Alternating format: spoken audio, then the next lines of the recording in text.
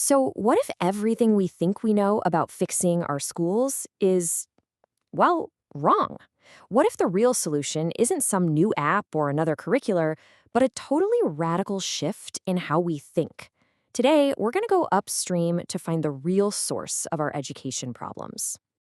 This incredible idea from Archbishop Desmond Tutu is the perfect way to frame this whole conversation. For years, our education system has basically been camped out downstream, constantly pulling kids out of the river of academic struggle. But what if we could stop them from ever falling in to begin with? And that really brings us to the core question, right? Is our main goal to rescue students after they've already started to fail? Or is it to build a foundation so strong that they never really stumble in the first place? This one question defines two completely different approaches to education. Right now, the US system is overwhelmingly focused on rescue. It's this massive, expensive, and frankly, chaotic scramble that happens downstream, way after the problems have already started. We've literally built an entire industry around this failure then rescue model. This whole rescue mission, it treats the symptoms, not the actual cause. We see a third grader who's struggling with reading, and we react.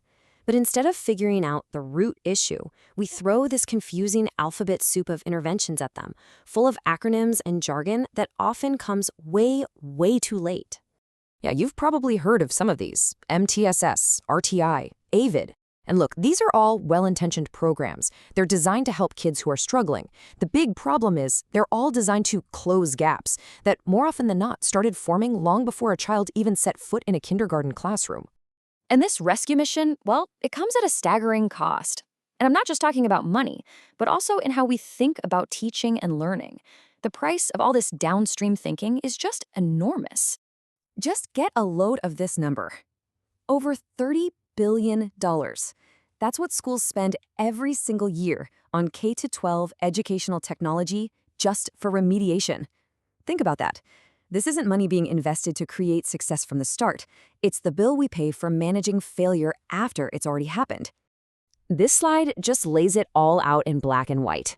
On one side, you've got billions and billions spent on ed tech and interventions that get mixed results at best. These really expensive systems are great at identifying failure, but they don't fix the cause.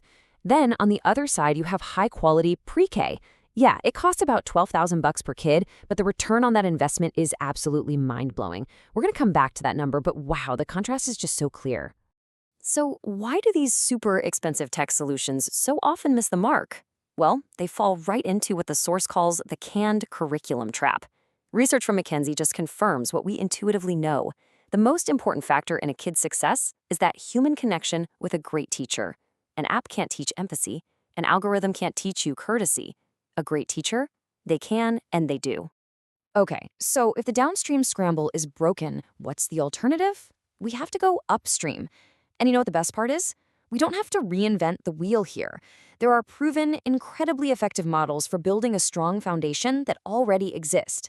Let's just look at two of the most successful upstream models in the world. You've got the Scandinavian model, which really treats play as the essential work of being a child. And then there's the Montessori method, which is all about developing the whole child, socially, emotionally, and academically. These aren't about drills and memorization. They're about building competent, confident, motivated human beings right from the very beginning. I mean, imagine this. In countries like Norway and Sweden, kids often don't even start formal academics until they're 7. Instead, their curriculum is play. It's adaptive, it's imaginative, and it's usually happening outdoors. They get it. They understand that play is the most rigorous and essential work a child can do. And in a similar way, the Montessori method isn't really a program. It's more of a whole philosophy. It explicitly teaches things like grace and courtesy, literally how to interact respectfully and solve problems with others. It builds independence. By teaching practical life skills, it creates this deep sense of competence that prevents those downstream behavioral and academic falls from ever happening. So, we've seen the problem and we've seen a better way. The big question now is, how do we actually make the shift? How do we get from a system of rescue to a system of prevention? Let's take a look at the strategic plan. First things first, let's talk about the return on investment. And honestly, this is the number that should change absolutely everything. For every single dollar you invest in high-quality early childhood education, society gets back between $7 and $13.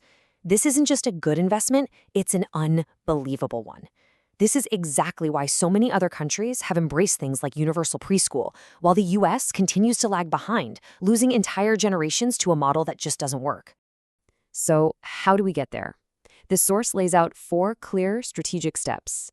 First, reallocate a chunk of that $30 billion edtech budget to hiring and training great preschool teachers. Second, prioritize the human element over software. Always.